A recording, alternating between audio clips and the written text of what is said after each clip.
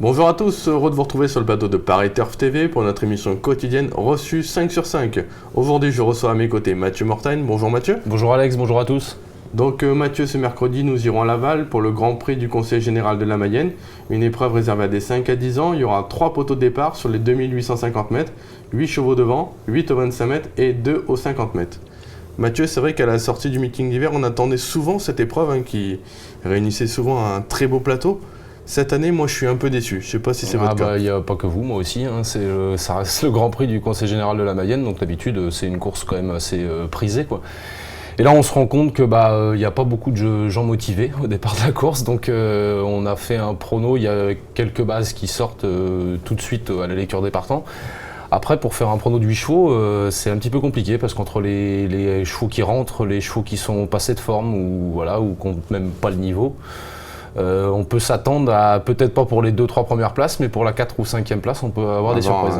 Ce serait pas surprenant, quoi. Bon, en tout cas, les bonnes bases. On attend déjà votre sélection, Mathieu. Alors en tête, le 15 Justinov du Vivier, ensuite le 7 Victoria du Jouan, le 11 Sophie du Vif, le 2 Super du Châtelet, l'As Atout du Lair, le 16 Reine Hélène, le 6 Speedy d'Ivray et le 17 U-Prince. Donc Mathieu, un vote favori, le 15 Justinov du Vivier.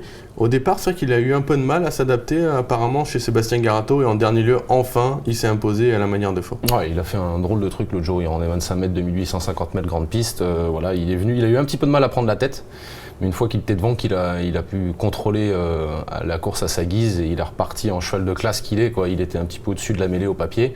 Il l'a enfin prouvé, quoi, voilà. Donc c'est vrai qu'il y a eu un petit temps d'adaptation chez Sébastien Garato, peut-être le changement de méthode d'entraînement. Voilà, il était chez Yannick Briand, tout marchait comme sur des roulettes, voilà, et il a un petit peu déçu. Maintenant, c'est vrai qu'il a couru des sacrés lots aussi. Ouais, bien sûr. C'est pas n'importe quoi. Il a couru les gros internationaux contre les chevaux qui sont juste en dessous des chevaux de Prix d'Amérique. Donc faut être quand même tip-top, quoi, pour pouvoir faire ça. Voilà, il y a eu aussi, fallu qu'il s'habitue, il a été déféré des 4 pieds, chose qui n'avait jamais été faite chez Yannick Briand. Donc le cheval avait peut-être besoin aussi d'apprendre à courir pieds nus. Voilà, mais bon, là je pense que tout est maintenant rentré dans l'ordre et il arrive sur cette épreuve en favori, grandissime favori de la course, quoi. C'est vraiment le cheval à battre, quoi. Par contre, on sait, il aime dominer, donc il faut que Mathieu il arrive à se porter rapidement parmi les premiers, quoi. Ouais, c'est un cheval de classe, mais finalement qui n'est pas si simple à mener. Parce qu'il reste quand même, on le sait, chez Yannick Briand, attention à la volte, il reste toujours un petit peu coquin, même s'il s'est amélioré de ce côté-là, voilà. Et il faut quand même être assez vite dans la bataille et qu'il puisse être tout de suite dans le combat, parce que bon, s'il faut qu'il vienne doubler, quoi qu'il sait finir aussi ses courses, donc bon, voilà, je pense que bon, il a quand même pas grand-chose contre lui avant le coup. Ce mercredi, quoi. De toute façon, on va entendre un Mathieu Abrivard très confiant dans la minute terrain de David Fricot qu'il a rencontré. Vous allez voir, Mathieu, il compte dur comme fer. Vous avez aussi Villiers mercredi à Laval, vous venez de gagner avec lui à Vincennes. Oui, très bien, 2008, il rendait à distance, le chrono est très bon. Donc voilà, Laval, piste plate, il rend la distance également. Il devrait s'adapter correctement. Il faudra rendre la distance. Oui. Mais c'est un cheval voilà, sur ce qu'il vient de faire et tout à Vincennes, faire attention les premiers mètres de course. Après, une fois qu'il est lancé, c'est un cheval qui est capable de venir de l'arrière, aller devant. Il a quand même pas mal d'options. Donc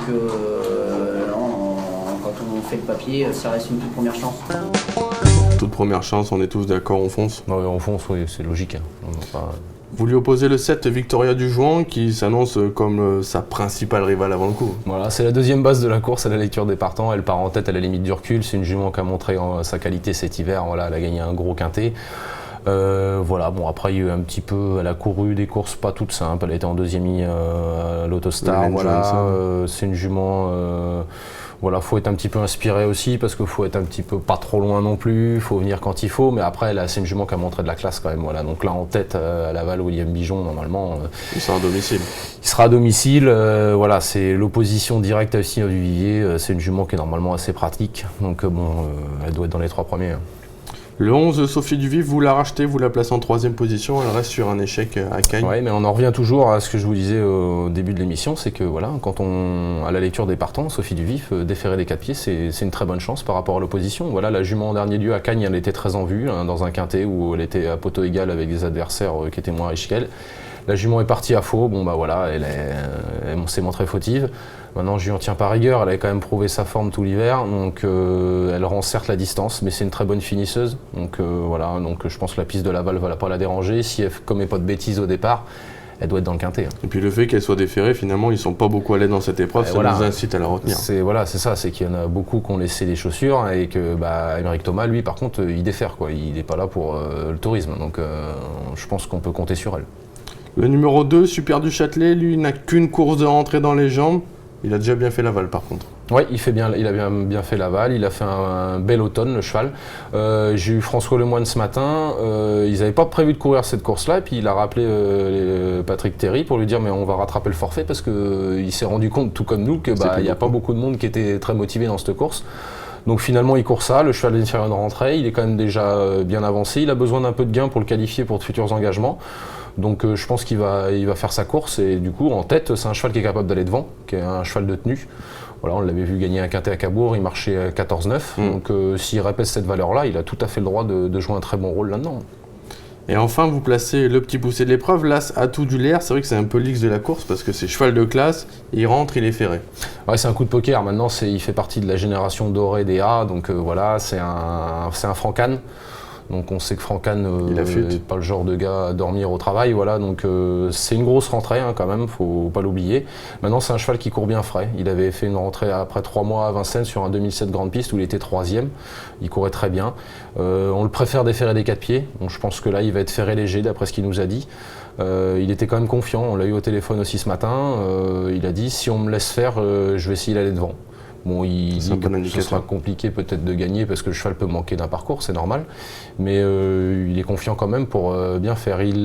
Selon comment il court, il dirigera ensuite peut-être sur l'étape du GNT de Marseille-Borelli. Donc voilà, où il emmènera aussi Lucas Normande d'ailleurs.